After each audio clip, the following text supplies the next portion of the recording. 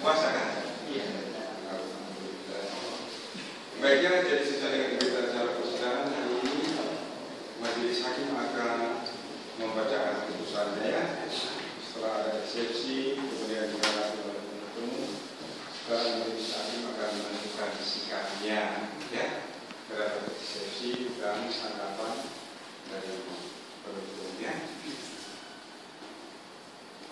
Putusan nomor 252 B 2015 Pengadilan Negeri Balikpapan.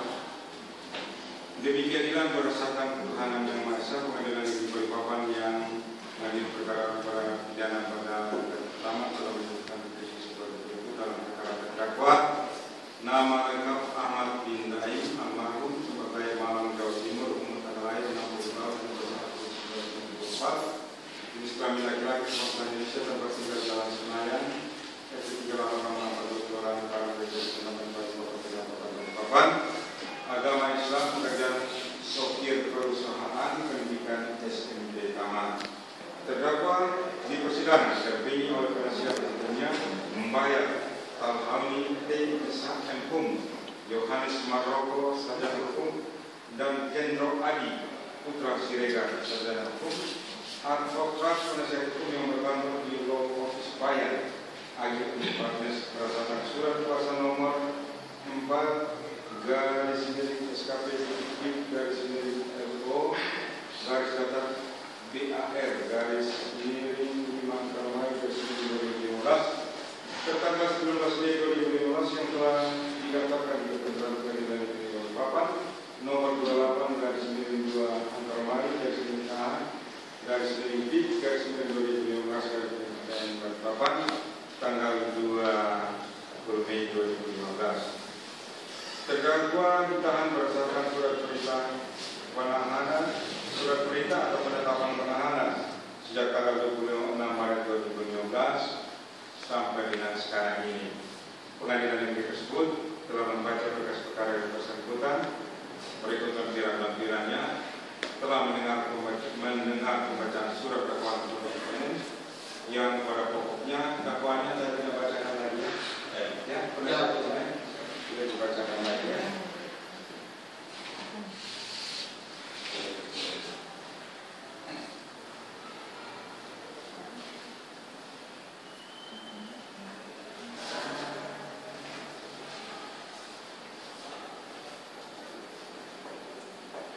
Menimbang bahwa terhadap dakwaan penuntut umum tersebut terdakwa maupun penasihat hukumnya telah mengerti dan memahami selanjutnya.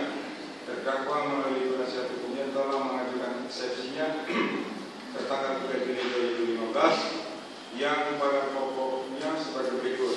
1. Bahwa perkara sudah daluarsa eksepsi tempores berdasarkan pasal 78 ayat 1-3 Kitab Undang-Undang Pidana bahwa kewenangan pidana hapus karena daluarsa mengenai kejahatan yang diancam dengan pidana penjara lebih dari 3 tahun sesudah 12 tahun, sedangkan perbuatan pidana yang dilakukan oleh telah lewat masa 12 tahun. 2. Bahwa terhadap perkara tersebut harus terdapat prosedur besar. Terhadap perkara pidana dapat ditangguhkan untuk menunggu putusan pengadilan dalam pemeriksaan perkara perdata tentang ada atau tidak adanya hak perdataan. Menimbang bahwa atas eksepsi terdakwa melalui penasihat hukumnya jaksa penuntut telah mengajukan pendapatnya secara tertulis pada 10 Juni 2019 yang pada pokoknya sebagai berikut bahwa penasihat hukum terdakwa hanya dihitung 3 tahun berdasarkan dakwaan dan membandingkan dengan permohonan surat perintah pemasangan tanah yang dibuat dengan proses terdakwa pada 21 Juli 1988 tanpa mempertimbangkan adanya unsur jika pemeriksaan ini dapat menimbulkan kerugian, di mana kerugian yang dibuatkan oleh penggunaan surat yang diproses oleh terdakwa baru diketahui dan dirasakan oleh korban pada tahun 2013. Bahwa berdasarkan kesepakatan dan jaksa penuntut dalam perkara yang berpendapat 1. Menyatakan eksepsi yang diajukan penasihat hukum dalam eksepsinya hari Rabu 3 Juni 2015 tidak diterima. 2. Menyatakan surat dakwaan penuntut sah dan memenuhi syarat sebagai dasar pemeriksaan persidangan pengadilan. 3. Menyatakan persidangan terhadap terdakwa Ahmad bin Daim almarhum dan menimbang bahwa dengan memperhatikan seluruh uraian eksepsi dari penasihat hukum terdakwa tidak pula mengesankan pendapat jaksa penuntut majelis hakim akan mempertimbangkannya sebagai berikut.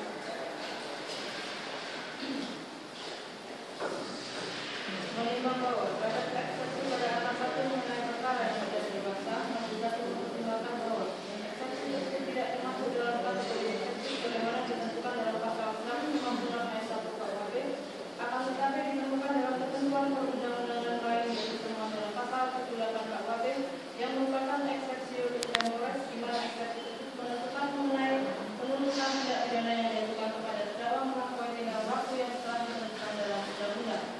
Menimbang bahwa terdakwa telah didakwa oleh penuntut umum dengan dakwaan alternatif yaitu 1. Melanggar pasal 266 ayat 2 KUHP atau kedua melanggar pasal 263 ayat 2 KUHP atau ketiga melanggar pasal 268 ayat 2 KUHP.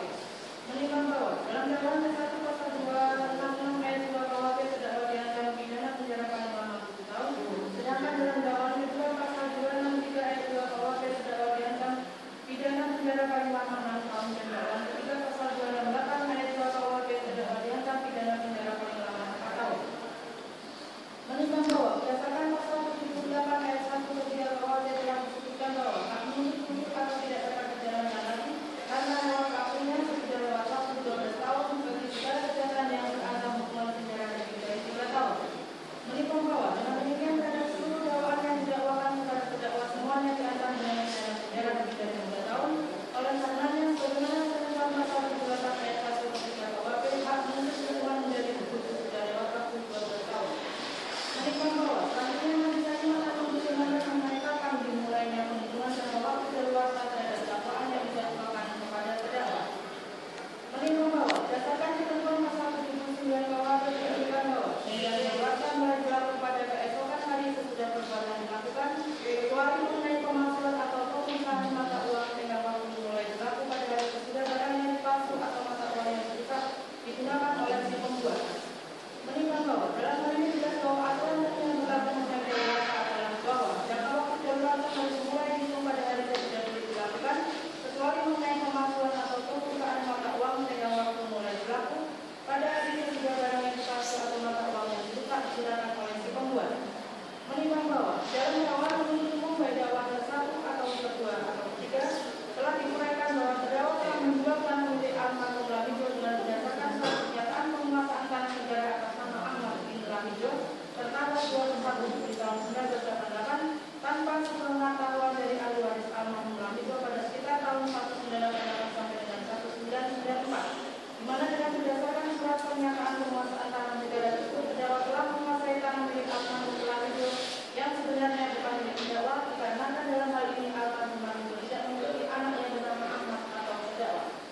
Menimbang bahwa berdasarkan uraian dakwaan dari penuntut umum tersebut bahwa perbuatan terdakwa yang berkaitan dengan terbitnya surat pernyataan penguasaan tanah negara sebagaimana dalam dakwaan penuntut umum telah dilakukan oleh terdakwa pada tanggal 21 Juli tahun 1988 dan telah digunakan oleh terdakwa sekitar tahun 1988 sampai dengan 1994. Meskipun di dalam uraian dakwaan penuntut umum bahwa para ahli waris dari almarhum Lahijo baru mengetahui pada bulan September tahun 2013 jika sebagian tanah milik almarhum Lahijo seluas 10.000 meter persegi yang terletak di Jalan Pulau Galang KM 13, Kelurahan Karangbuang, Kecamatan Balikpapan Utara, Kota Balikpapan, telah dijual oleh terdakwa kepada saksi jaminan secara tanpa izin dari para saksi korban selaku ahli waris dari almarhum Lahijo, di mana dasar terdakwa menjual tanah tersebut adalah surat pernyataan kekuasaan tanah negara tertanggal 21 Juli tahun 1988. Menimbang bahwa berdasarkan uraian dakwaan penuntut umum yang dikaitkan dengan ketentuan pasal 79 KUHP sebagaimana tersebut di atas, maka perbuatan pidana atau delik yang telah dilakukan oleh terdakwa tersebut pada tanggal 21 Juli tahun 1988 sehingga dengan ketentuan waktu gugurnya penuntutan dihitung mulai dari keesokan harinya sesudah perbuatan dilakukan, maka gugurnya hak menuntut berlaku sesudah tanggal 21 Juli tahun 1988 atau setidak-tidaknya dari tahun 1988 sampai dengan 1994 setelah terdakwa menggunakan surat pernyataan penguasaan tanah negara tersebut untuk menjual tanah tersebut kepada orang lain sebagaimana dalam uraian dakwaan penuntut umum. Menimbang bahwa berdasarkan pertimbangan tersebut di atas, maka jika dikaitkan dengan pasal 78 ayat 1 ke 3 KUHP, hapuskan hak menuntut terhadap diri terdakwa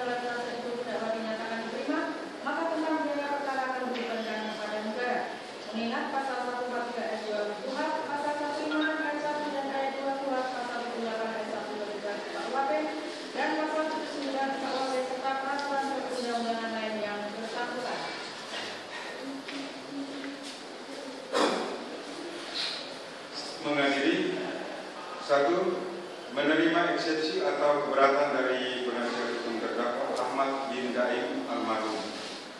2. Menyatakan kewenangan menuntut terhadap terdakwa hapus atau gugur. 3. Memerintahkan agar putusan perkara atas nama terdakwa Ahmad bin Daim almarhum tidak dilanjutkan. 4. Menetapkan agar terdakwa Ahmad bin Daim almarhum tidak ditahan dan segera dikeluarkan dari dalam tahanan. 5. Membebankan biaya perkara ini kepada negara. Demikianlah diputuskan dalam rapat permusyawaratan Majelis Hakim Pengadilan Negeri Balikpapan pada hari Rabu tanggal 17 Juni 2015 oleh kami Fransida dan Sarjana Hukum